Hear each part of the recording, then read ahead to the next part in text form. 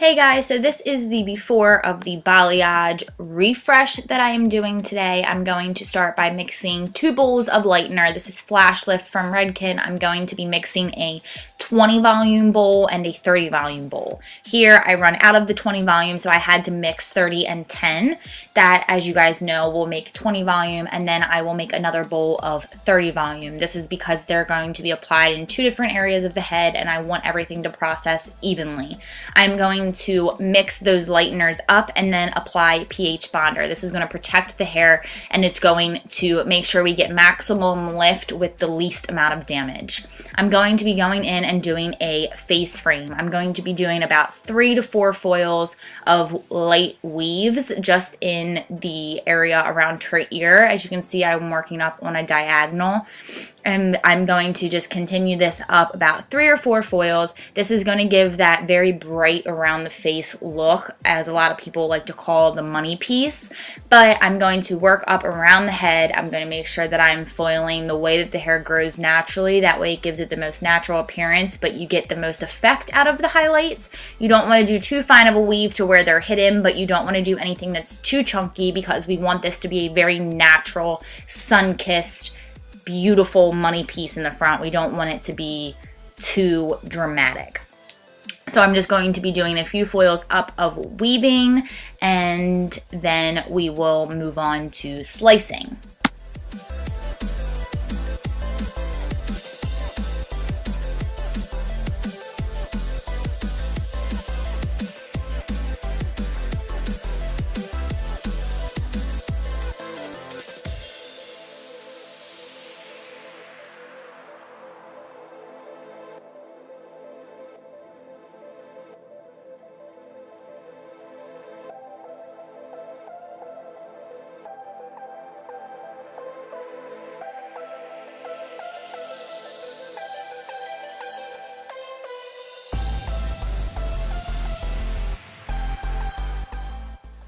So this is when we are going to start slicing around the face. This is going to give us that very bold look around the face, but since we did the weaving underneath of it, it'll be very natural, especially when she pulls her hair back, things like that. But this slicing is going to give a thicker money piece around the front of the face, which is what Sarah, which is my client, she really likes to be very bright around her face. So that's why we changed it into a slicing technique.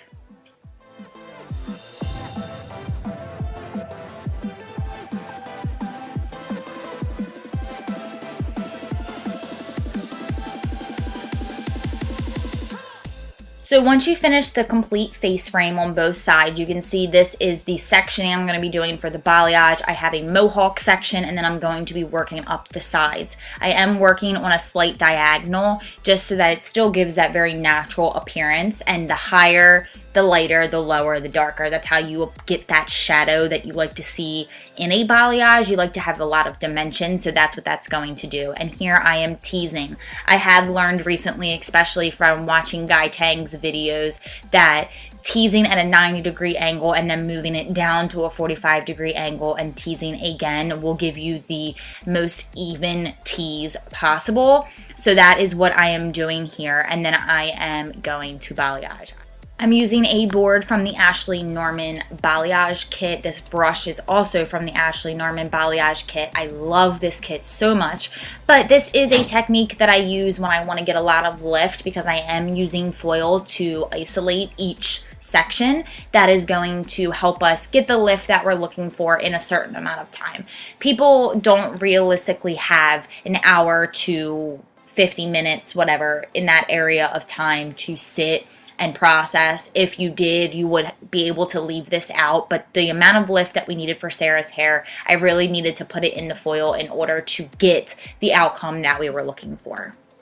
So I am going to just work my way up the head. I'm going to be alternating using W and V patterns in a balayage. I like to alternate because that way it gives a lot of dimension and a lot of movement throughout the hair, and it gives that shadow but highlight at the same time. So I am going to alternate those going up the head, and I will do the other side as well.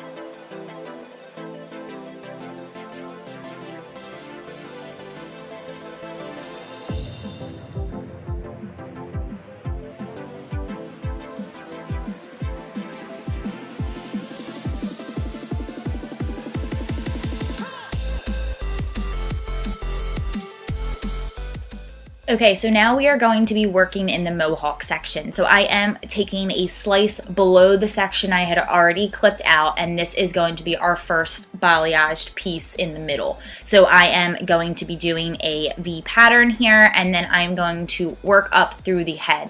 You can see that I'm going to use the board to about halfway, and then once I get to the point where the board is no longer helpful, I will switch to just using foil and laying it down and painting on that way. So I am just going to be doing the same technique we've been doing. I'm going to be slicing out our sections. I'm not going to balayage every single section in this area because I do want to keep a lot of that rootage. I don't want to get rid of the root completely. So you can see here I am slicing out a section and leaving the root underneath there. So I'm going to tease again at a 90 degree and then tease again at a 45 degree, and then I will use my board to finish off the balayage.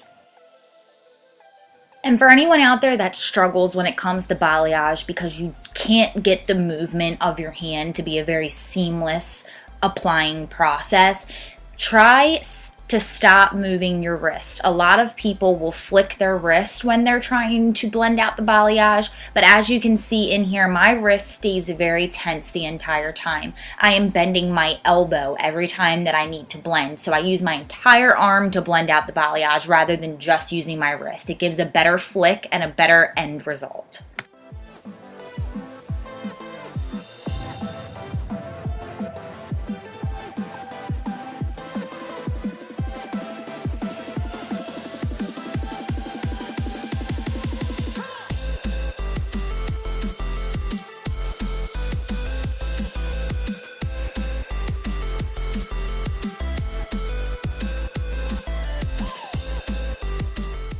So here is when I switch over to just using the foil and then using all the foil underneath of it to help give me that balance to be able to paint on to the foil. So here I am doing a V pattern, and this is a very easy technique to do when you have a problem with just going straight in and applying it. If you apply an exact V and then go to blend it out, it could definitely help you with learning where the lightener needs to go in order to get that V depth. So here I am doing again, you can see I paint on the V and then I will go and blend out the lines because you do not want any harsh lines at all. So that will help you if you are in the beginning stages and don't know exactly where to place those V, the outer edges where you know you need to apply the lightness. So try that technique and see if that helps you, because it really did help me with getting to know an easier way to apply the lightener without just having to go straight in and putting in that highlight.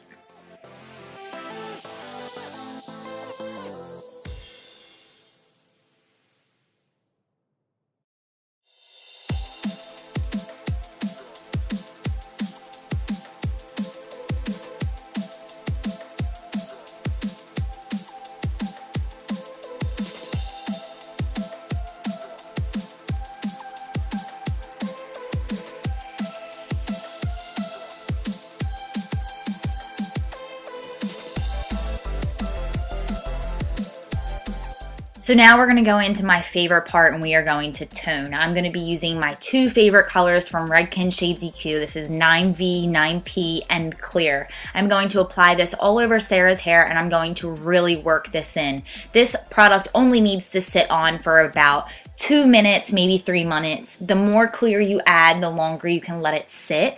So keep that in mind with your outcome of what you want the color to look like. The more clear, the more dilution goes into the product. So you have to balance it out as to how much deposit you want and how long you want it to sit. And then we are finished. So this is the end result, and guys, it is beautiful. Sarah was obsessed with it. We did give her a nice little blunt cut. We took about 3 inches off. It looked so much healthier. Everything about it was just beautiful. So I'm just going to apply some loose waves into the hair just to give it that finished look. And of course, I mean, who doesn't like some very bouncy, loose, beachy waves? I mean, it's my favorite style to wear. So here you go, guys. I hope that you guys enjoyed this video. It was so much fun making it, and thank you so much to Juliana Darpino, our shampoo girl, who helped me film this. I love you, and I will see you guys in my next tutorial. Bye-bye.